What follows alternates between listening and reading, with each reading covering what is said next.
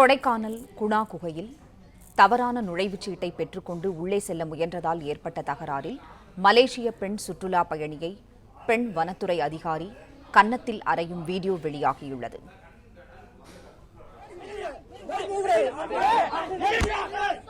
செய்தியாளர் அரவிந்த் இணைப்பில் இருக்கிறார். அரவிந்த், வணக்கம். விவரங்களை சொல்லுங்க.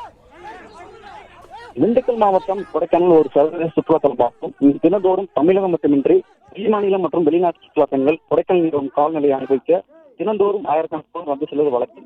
இந்நிலையில் கடந்த புதன்கிழமை மலேசியா கோலாம்பூர் பகுதியில் இருந்து 6 சுற்றுலா பயணிகள் தமிழ்நாட்டில் உள்ள சுற்றுலா பயணிகளை சந்திப்பதற்காக செவ்வாய்க்கிழமை கொடைக்கானலுக்கு வருகை புதன்கிழமை குணா குகை சுற்றுலா தலத்துக்கு செல்வனர். அப்போது தமிழகம் மட்டுமின்றி வெளிமாநில சுற்றுலா பயணிகள் நுழைவு கட்டணமாக நிர்ணயிக்கப்பட்டுள்ள 10 ரூபாய் கட்டணத்தை மட்டும் செலுத்தி குணா குகைக்குள்ளே நுழைந்துள்ளனர்.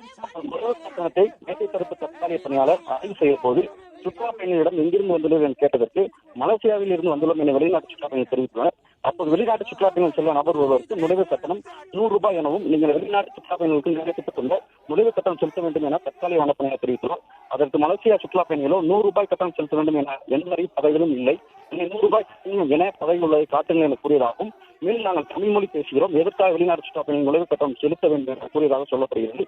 இதைத் தொடர்ந்து வனத்துறையினருக்கும் மலேசியா சுற்றுலா பயணிகளுக்கும் வாக்குவாதம் உள்ளான நிலையில் இந்த பகுதியில் பணியாற்றும் பெண் வனவர் மீது மலேசியா சுற்றுலா பயணிகளில் வந்துள்ள வயதான பெண்மணி ஒருவர் பிளாஸ்டிக் போன்ற பொருளை எடுத்து எறிகிறார். அதனைத் தொடர்ந்து பெண் வனவர் மலேசியா வயதான பெண்மணியை கன்னத்தில் அடைந்துள்ளார். இந்த காட்சிகள் தற்போது வெளியாகி பெரும் பரபரப்பை ஏற்படுத்துகிறது.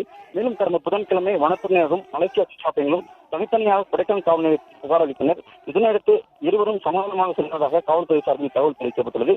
மேலும் கொடைக்கானல் நகர்ப்பகுதியானது சுற்றுலா பயணிகள் மண்டிய உள்ள நிலையில் வருகை புரிந்த வெளிநாட்டு சுற்றுலா பயணிகளை வனத்துறையினர் தாக்கிய சம்பவம் சுற்றுலா பயணிகள் வரைய பாதிப்பு ஏற்படும் சூழ்நிலை ஏற்படுவதாக சொல்லப்படுகிறது.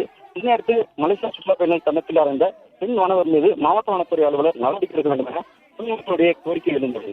பிளே ஸ்டோர் மற்றும் ஆப் ஸ்டோரில் இருந்து பாலிமர் செயலியை QR கோடு மூலம் பதிவிறக்கம் செய்யுங்கள். செய்திகளை உடனுக்குடன் பெறுங்கள்.